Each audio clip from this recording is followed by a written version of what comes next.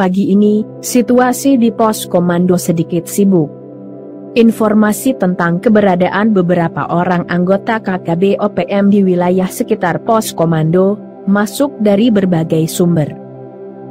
Untuk mengantisipasi kemungkinan mereka menyusup mendekati area pos, kami diperintahkan untuk melakukan pengawasan yang ekstra ketat. Saat bergerak mengitari pos komando, komandan pos mendekati saya. Mungkin karena kami baru saja kembali dari lokasi penugasan tadi malam, komandan pos sedikit ragu mengungkapkan hal yang menyangkut perintah berikutnya. Komandan pos mengarahkan saya menuju ruang komando. Kemudian ia bertanya apakah pasukan saya masih kuat untuk menerima penugasan khusus hari ini. Walau ucapan komandan sedikit bersayap, saya paham, itu perintah. Saya pun menjawab, siap komandan. Akhir-akhir ini sepertinya jadwal bertugas kami semakin tak jelas aturannya. Biasanya sedikitnya ada 3 hari waktu istirahat setiap selesai melakukan giliran tugas di pos pemantauan. Terkadang baru 1 hari istirahat, sudah mendapat penugasan khusus. Bahkan bisa saja baru sampai beberapa jam saja, sudah berangkat lagi. Sebagai manusia biasa, wajar perasaan terkadang gerah dan kesal. Namun sebagai prajurit sejati, kami tidak boleh menghindar apalagi menolak. Jiwa raga kami hanya untuk mengabdi bagi Ibu Pertiwi. Itu sudah janji kami sejak jadi prajurit TNI. Kami harus memastikan setiap jengkal kedaulatan NKRI tidak bergeser. Dan setiap warga Indonesia terlindungi dari pihak-pihak manapun yang ingin mengganggu. Rasa gerah dan kesal, nanti pelampiasannya di hutan rimba. Setelah menerima keterangan dan briefing terkait tugas yang akan kami laksanakan, kami pun bersiap untuk meluncur ke suatu lokasi. Lokasi yang baru 2 pekan yang lalu kami obrak-abrik. Dari informasi yang diperoleh, KKB diduga kuat berada di satu sungai kecil yang muaranya menuju danau. Lokasi yang jaraknya hanya beberapa kilometer dari lokasi sungai yang sudah kami sisir 2 pekan yang lalu. Karena wilayah tersebut sudah sangat saya kenal, kami bergerak langsung menuju sungai.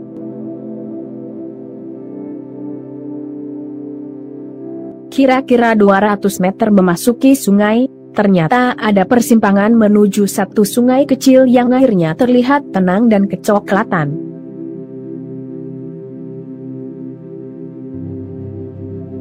Di ujung sungai ada pohon besar yang tumbang dan melintang di tengah sungai. Saat saya amati lebih cermat, saya terkejut di balik pohon yang tumbang, berdiri bendera bintang kejora. Satu orang laki-laki terlihat bergerak kira-kira 3 meter di samping bendera.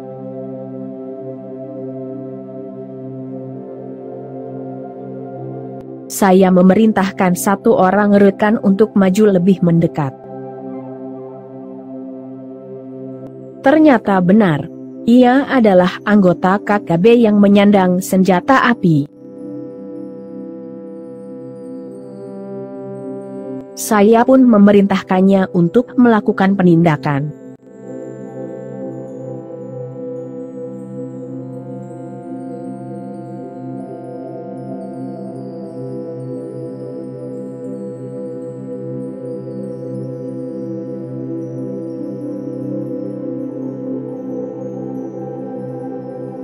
Beberapa saat setelah peluru melesat, satu sosok manusia terlihat bergerak cepat ke arah timur, menjauh dari lokasi. Satu tembakan dari rekan yang lain meluncur, namun meleset hanya beberapa sentimeter. Target pun menghilang ke dalam semak-semak. Setelah sesaat memelototi rekan yang tembakannya meleset, saya putuskan untuk melakukan pengejaran. Saya yakin ia tidak bergeser jauh dari lokasi. Kami bergerak sesenyap mungkin. Kira-kira 35 menit mencari, ia pun terlihat. Ia merunduk di antara semak dan pepohonan. Untuk mengantisipasi kemungkinan masih ada KKB yang lain, rekan yang tembakannya meleset, saya perintahkan untuk melakukan aksi senyap dan cepat.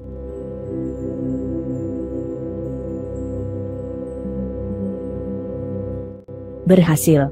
KKB selesai tanpa tembakan. Kami lanjut bergerak untuk melakukan penyisiran. Sampai 1,5 jam menyisir, sosok KKB tidak terlihat. Hari sudah mulai gelap. Untuk kembali ke pos komando, sudah tidak memungkinkan.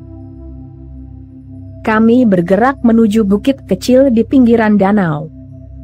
Kami putuskan beristirahat di sini malam ini. Besok subuh, kami baru bergerak menuju pulang. Kami pun mendirikan tenda darurat dan beristirahat.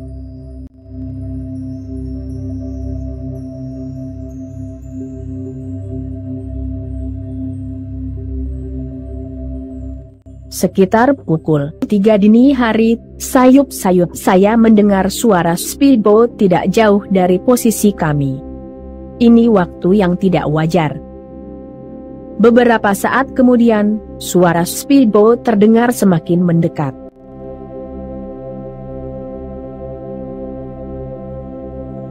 Saya meraih teleskop termal dan melakukan pengamatan.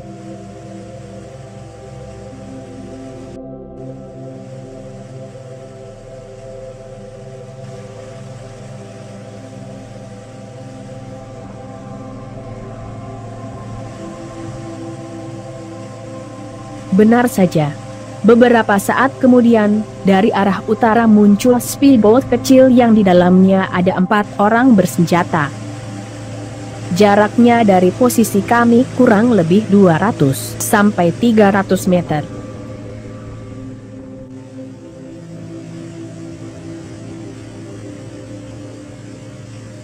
Saya memerintahkan rekan untuk bersiap melakukan tembakan dengan senapan SPR-2. Melihat jarak yang sudah di luar jangkauan teleskop night vision, saya memintarkan untuk membidik target dengan bantuan kedipan cahaya laser. Saat cahaya laser berkedip 2 kali, peluru SPR-2 pun meluncur tepat ke sasaran.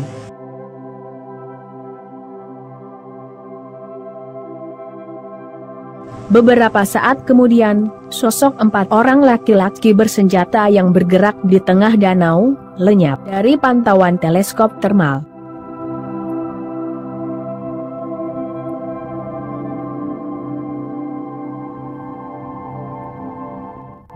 Pukul 4:15 subuh sebelum warga beraktivitas, kami bergerak meninggalkan lokasi. Kami hantu rimba. Komando.